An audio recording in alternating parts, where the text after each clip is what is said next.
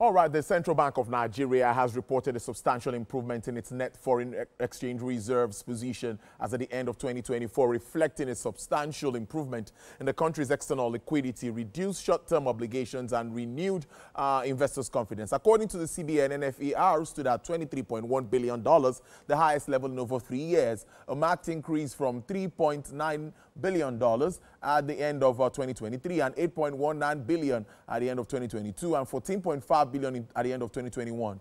Now, NFER, which adjusts gross reserves to account to near-term liabilities such as FX swaps and forward contracts, is widely regarded as a more accurate indicator of foreign exchange buffers available to meet immediate external obligations. CBN adds that gross external reserves also increased to $40.19 billion compared to $33.2 billion at the close of 2023. Well, let's look at these developments and, of course, other issues around the business world. I introduced him earlier as a special advisor to the President on Economic Affairs, Office of the Vice President, Dr. Tokwe Fashwa. Thank you so much. It's good to see you in Lagos. Yeah, it's great to be here in your ultra-modern studio. It's fantastic. Thanks for inviting me. Thank you so much. But I think we should start with this. We call it an impressive report from the Central Bank. Because if you look at what we've seen years before now, I think this is really on the very high side. What do you think is happening, playing out with this? Well, thank you very much. It's all part of the reforms of Mr. President, as you well know. Reforms are not easy to achieve. You know, first of all, we have a new leadership in the central bank, and it's as if we're now in the Greenspanian era of Nigeria, where the central bank speaks less and does more, you know. So they've been very quiet and doing a lot in the background, and the results are showing. So that's a net accretion, indeed, of in real terms of $20 billion in perhaps a year, you know, and that's a lot from in 2 years, indeed, from $3 billion to $23 billion. That's very impressive. And I mean, great indications to the market, because I mean, around the same time we saw that a certain report came out that JP Morgan was now going to come to Nigeria fully. Yes. And you know, JP Morgan, the largest bank in the world, will not go anywhere except there's action, you know. Yeah. So meaning that they are reading the tea leaves and they believe that there's something positive happening in Nigeria. And that's cause for joy for us, you know, for celebration indeed, you know. So what's going on is that we're now going to be properly considered by investors. Nigeria's ratings as a sovereign is likely going to improve as a result of some of these results. You can see the central bank also reported $40 billion as gross reserves. And there's the trajectory is that perhaps maybe by the end of this year, we'll be inching closer to the 50 billion gross reserves and perhaps be able to report a much larger number for the net reserves, which is now 23, maybe up to 30 billion or even more. So these are broad reforms, and they're never easy to achieve.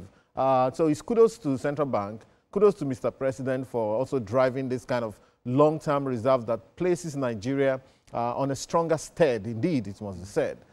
So, yeah, I think this is also going to reverberate in other parts of the economy, apart from our ratings. You know, that shows investors would like to come here. The banks are doing well. Perhaps we're going to have a few more international banks coming in. And this will also dovetail to the industrial sector, which Mr. President is very keen on repositioning. So we're going to see a lot of that coming up.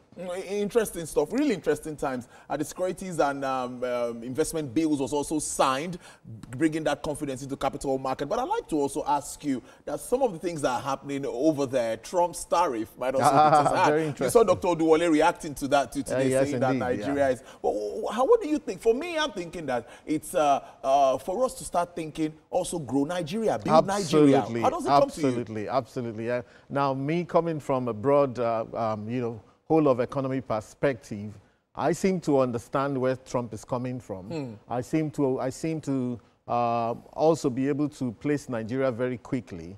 As Dr. Jumoke Oduwole mentioned, of course, we know that 90% of our export to the U.S. is actually crude oil and gas. Yeah. So that now faces 14% tariff. However, there's still an opportunity for us. I also saw a certain love letter, that's what I call it, written by the Deputy Secretary of State to our own Minister for Foreign Affairs. I don't know if you saw that letter.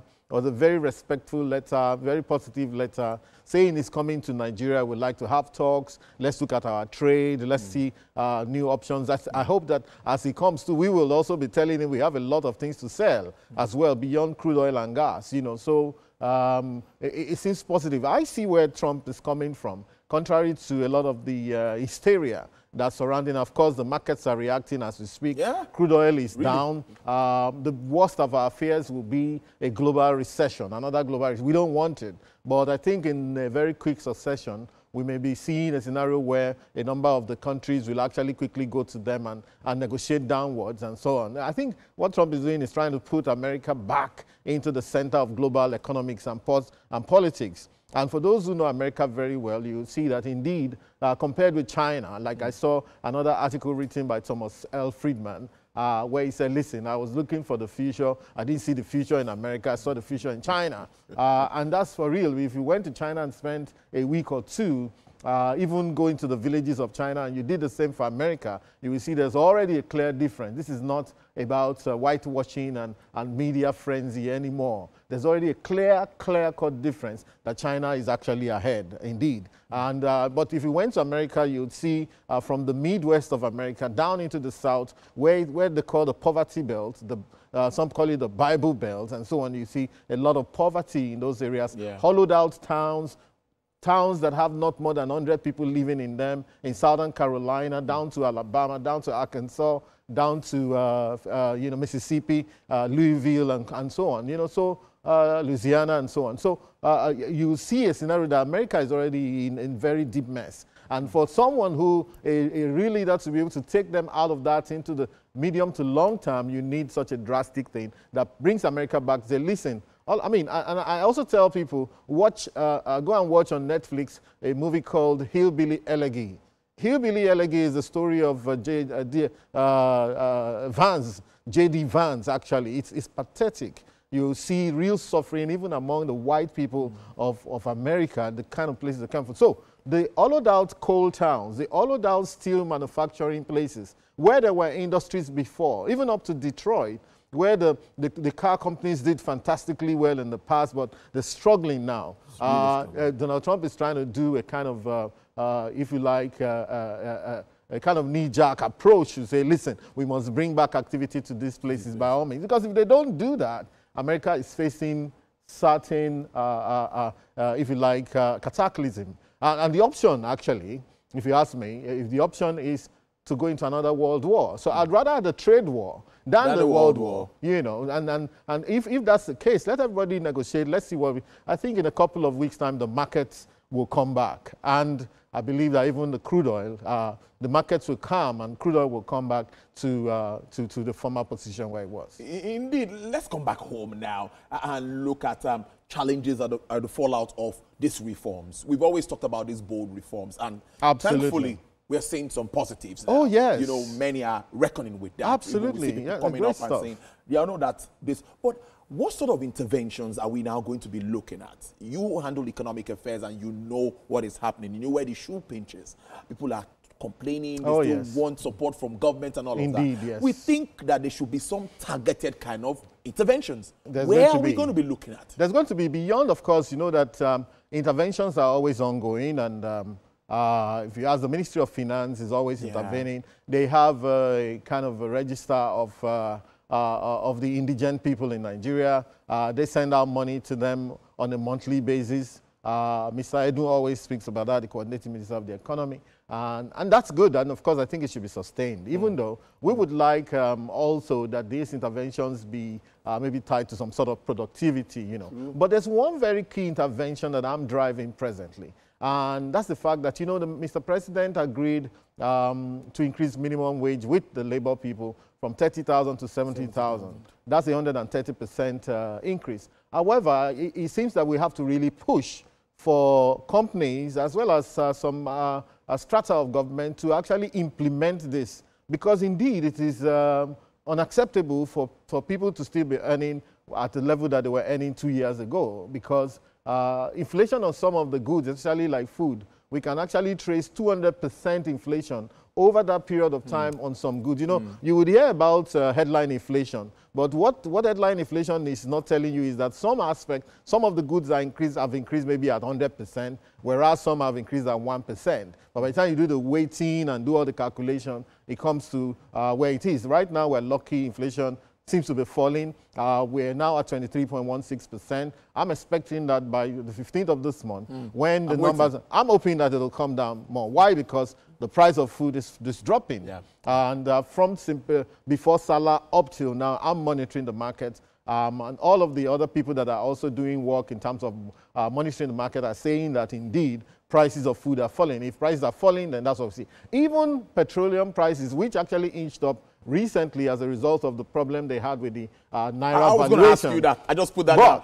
I was going to ask you. But with crude at 62 point, I checked this morning, crude was 62.97. Of course, we expect a drop in the price if the Donald Trump effect continues for a little while, actually we should see crude actually dropping more to 50 something, who knows, you know. However, you know, luckily for us, we have a certain advantage now because we have refineries that are working. About a year ago, we didn't have all these refineries working. And we were sitting on a cost, really, if you ask me, because we were that country that produced 1.5 million barrels and couldn't refine even 1 barrel of crude. But today, we can't even supply our local refineries enough because of the contracts we had. If the trade in crude becomes a little bit less attractive, what then can Nigeria do? We can face our local refineries. And if, for example, a Bua refinery comes on board, between Dangote, between Port Harcourt, between Warri, between all the modular refineries like Walter Smith and the one in Bayelsa, the one in Benin, in Edo State, and co, we would actually not be, if we were producing 2 million barrels, we would not be able to supply all of these people. And so we can then focus on refining and further consolidating our increasing position in West Africa, in the rest of Africa. You can see that Dangote has supplied Aramco jet fuel, has supplied the US jet fuel, you know. And another company also supplied Aramco recently. I think it's one of the modular refineries. So we can actually consolidate on our position while the reducing price of crude should also dovetail in reducing fuel locally, reducing price of fuel locally, which should also dovetail to reducing inflation. So I'm moving for a scenario where we actually have a big stakeholder meeting with organizations like Employers Consultative, NECA, Consultative Assembly, manufacturers, to say, listen, what are we doing for those very disadvantaged people amongst us to ensure that the minimum wage comes to effect? Because I understand that indeed that most of those companies, if not all of them, that are still viable, have been able to increase their prices and are bringing in more money, and so they should do better. Even our local banks, you can see among the FUGAs, the big banks, I think out of the 4 of them, they were able to declare net profit of 4.5 trillion naira, with some of them declaring trillion net profit that they had never declared before. So for those who say the reforms aren't working, indeed they are working, but we need to do some work very urgently on the issue of equality, or rather the inequality of income, which seem to be growing. I was also reading a news item 2 days ago about the big guys in Nigeria, the billionaires in Nigeria, who have seen their fortunes double in the last couple of years. You know, I won't mention their names, they know themselves. But it's not only a Nigerian phenomenon. If you look at the US, pre-COVID, post-COVID, you could see that the fortunes of people like Jeff Bezos, like Zuckerberg, like, you know, Peter Thiel, and all these other big guys, Bill Gates, they've actually seen a doubling, tripling in some cases, of their net worth. So it's a global phenomenon, and increasing, increasing inequality as a result of the consolidation of technology. Now we're talking of artificial intelligence, taking people out of work, and you know, what it has done, if you look at, it reminds me of the work of a guy called Thomas Piketty, when he wrote a book in 2011 and actually measured the return on labor versus the return on capital over 200 years. Found out that the return on labor had flattened out, whereas the return on capital had soared because people can use capital to buy technology to replace labor, to replace human beings. And now is even the time that is actually playing out more. So we have a double whammy of that we need to ensure that our people are in employment.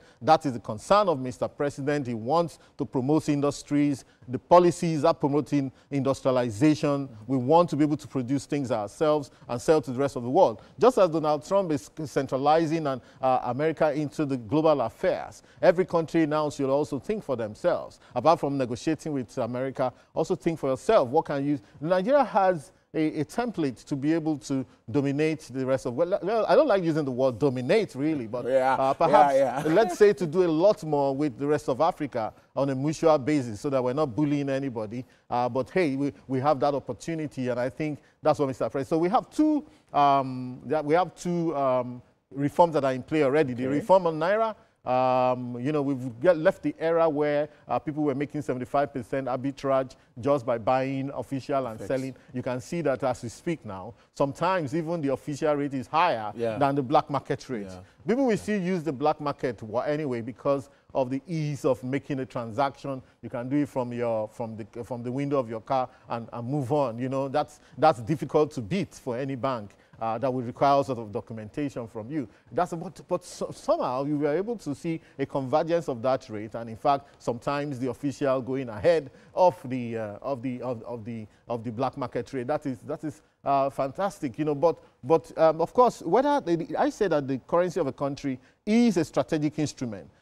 We may not be able to say, yes, you can use different models to calculate whether it's overvalued or undervalued. But the point is, the currency is a strategic instrument. It's an instrument that when you look at the pricing and what the government does around the pricing or what the private sector does around the pricing of a currency is with a view to achieving something. And what are we trying to achieve? We're trying to achieve less dependence on importation, more exports going out of the country, our ability to be able to add value to the things that we produce, whether it was crude oil. Now we're becoming a net exporter of refined products. And that's a joy for everybody. Equally, things like agricultural products. I mean, a lot of guys are actually exporting commodities. Some are adding value from cashew nuts to sesame seeds to cocoa. Cocoa was the best performing commodity for 2024. It did better than gold in 2024. Though this year we have to be watchful because in Côte d'Ivoire they had some drought. And I think that if you look at the weather patterns, it moved from west to east. We're east of Côte d'Ivoire. So I hope that we don't have that kind of drought. We should contact NIMET to know what's going to happen in that regard. So that's as far as Naira is concerned. The petroleum sector has opened up, the petroleum reform has opened up the petroleum sector. My own last analysis, I realized about 300 to 400,000 new jobs may be generated directly and indirectly in that sector. Go to the Dangote refinery in Ibejuleki, in all of that area, the prices of the assets of the lands have increased. People are building more, people are renting, and when you rent, you have to employ a coterie of house people who are going to help you manage the place and so on. So you can see that we are onto something good. Reforms are never easy, and reforms should not be expected to start delivering in 6 months or 1 year. What President Tinubu is doing is to secure the future of this country with those reforms, and hopefully the tax reform also comes in, which is a very pro-poor reform. The tax reforms are very pro-poor. The tax reforms say that anybody earning 1 million and below in this country should not be taxed at all, not 1 naira. So if you're earning 83,000 and below, no taxes. Nobody should disturb you with payee. And if you're a company, an SME, you're turning over 50 million and below, nobody should go near you with taxes. And those are very generous pro-poor reforms that's meant to reposition the economy. And I think that in a couple of months, we're going to be able to see this. But like you said, strategic intervention, we need to start talking about how our people are paying their staff, how this minimum wage is going into effect. You know, because a lot of our workers are not unionized. They seem not to have a collective voice of their own. The age of unionism seems to have passed for many of them. The SMEs are the ones employing the majority of people. And so somebody needs to stand in the gap, and I think we're going to be able to do that. Dr. Nkwefashua, our time is spent. Thank you so much. Special Advisor to the President on Economic Affairs, Office of Vice President. It's always interesting having you on the show. Thank you so much for coming. I appreciate it. All right, then.